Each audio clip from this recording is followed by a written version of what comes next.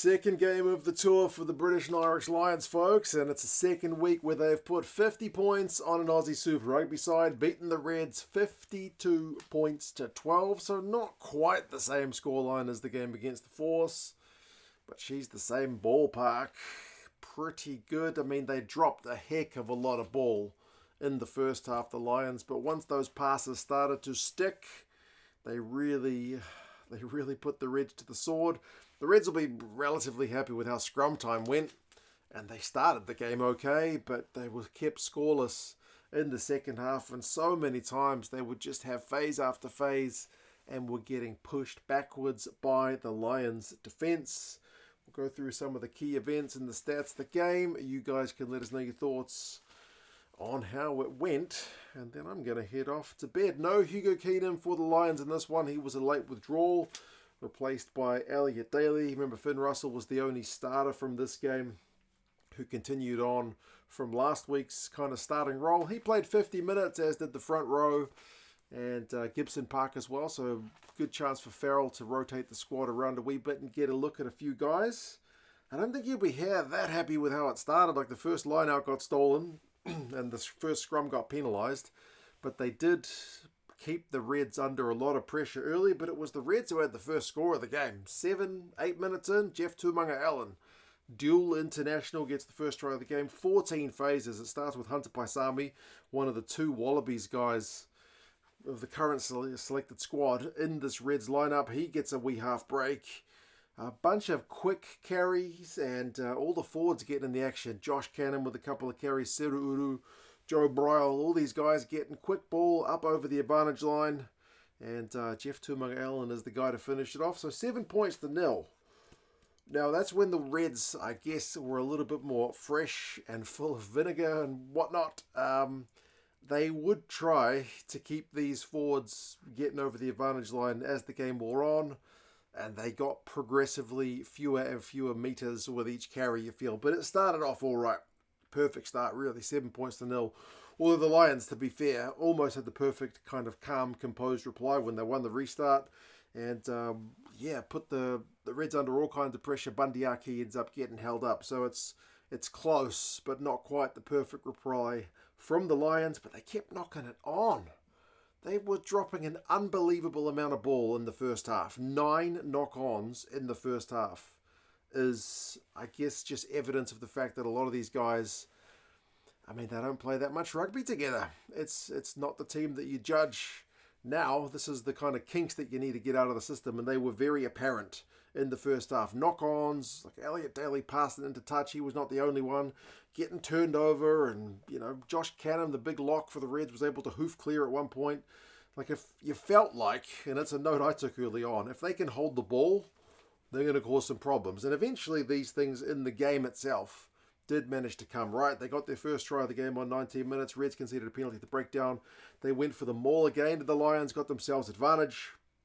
And this time the passes did stick. Aki to Russell, to Daly, to Freeman in the corner. Quick hands. Try time, 7 points apiece. Pretty good reply from the Lions. Although the game still got a little bit scrappy. Gibson Park had a real slice off the boot. Shocker of a attempted clearance from the restart. And then Paisami had a bit of a nothing cross kick, which Duhan van der Merwe ended up making a real meal of. So he was threatened to get tackled in his own goal area, but he was able to power his way out of it. Like, just literally just power your way out of some trouble.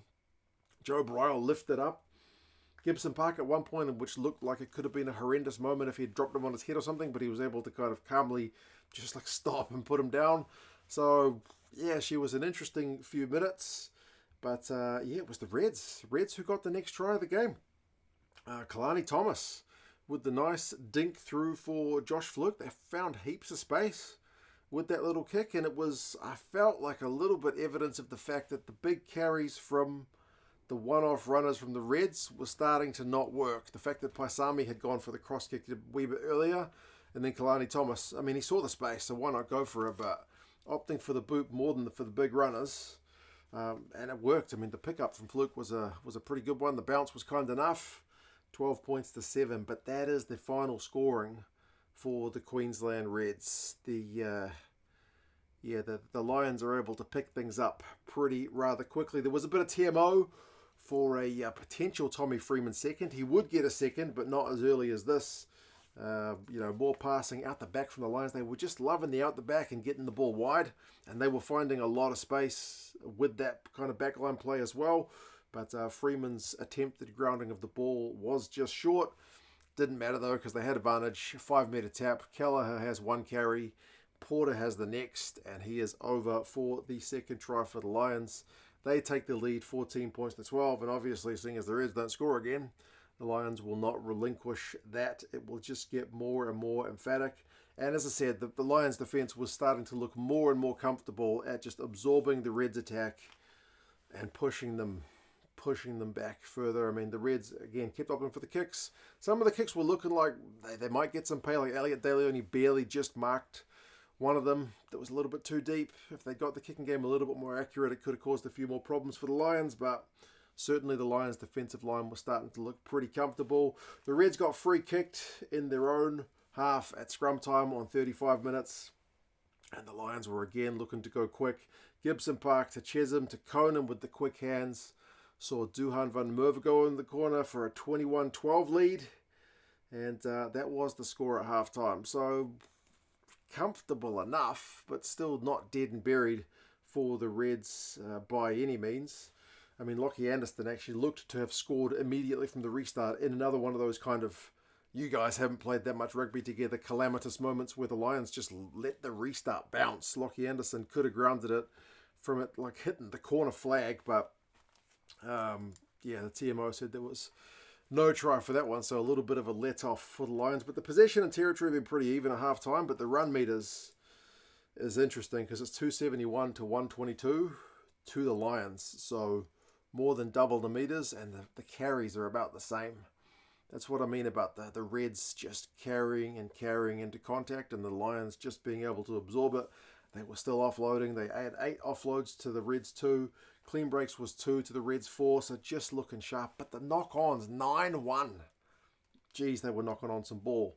Second half, they managed to, not totally, but largely eradicate the horrendous few moments of handling from the game. It certainly got a lot cleaner from the Lions, which again is to be expected. Second half, big line out from the Lions. Bundy Aki with a big old carry up the guts again, getting over the advantage line. Gibson Park with a snipe, offload to Itoje. It's a pretty, I don't want to say it's too easy because it's pretty well executed, because Bundy Aki is a pretty big unit to stop, and the offload game of the Lions, which has been a consistent theme from their 3 games thus far, is hard to shut down when they get it going, but it looked simple enough from the Lions. Itoje was just able to kind of flop over. 26-12. 50 minutes, Farrell pulls the trigger, as I said, on the front row, and the 9-10 combo, so we do get to see Mitchell and Finn Smith, and we get to see the all-new front row with Genj and Co coming on, so it's good management of the minutes. Definitely seemed pre-planned at that point, and then just more Lions attack. 55 minutes, attacking scrum. Again, it's Aki with the big carry. It's Mitchell go the other way. Jack Morgan's able to go over for the next one. It's pretty similar stuff. 35-12. Aki winning a penalty at the breakdown. Geez, you're mentioning that guy's name a lot because he was everywhere on 59 minutes. As Jock Campbell was like trying to run the ball out of his own 22, as the Reds were getting a bit desperate to try and get something going. 11 phases, not 20. 11 phases the Lions went. Aki, Morgan, Daly, Freeman, all these guys with the carries, and it's Freeman who gets the finish with the kind of spin move over 42 points to 12. And it doesn't get much better. I mean, the Reds they weren't without chances. They had another one of those kind of desperation moments when Junkyard Dog Tim Ryan didn't have his best game, to be honest, under a fair bit of pressure, but like he tried to chip it over Hugh Jones. Hugh Jones just snaffled it out of the air and went half the field for a try. Lockie Anderson ran him down, but not enough to stop him from getting over in the corner. And to be fair, Itoje had pilfered ball from the Reds in the build-up to that kind of clearance kick that the Lions had put into Tim Ryan anyway. So they had chances, the Reds, but the Lions absolutely shut them down. 47-12. Not really much going right for the Reds, man. Kicking out on the full, Lockie Anderson. Missed penalty. Touch finder from a scrum. Yeah, didn't go well in the second half. And the Lions wanted 50. The Lions absolutely wanted 50. They would get their 50. 85 minutes. Ringrose able to go over in the corner from an attack and scrum. Missed conversion, but 52 points to 12. She's pretty emphatic at the end of the day. The stats, man, like similar position in territory, but run meters 549 to 277.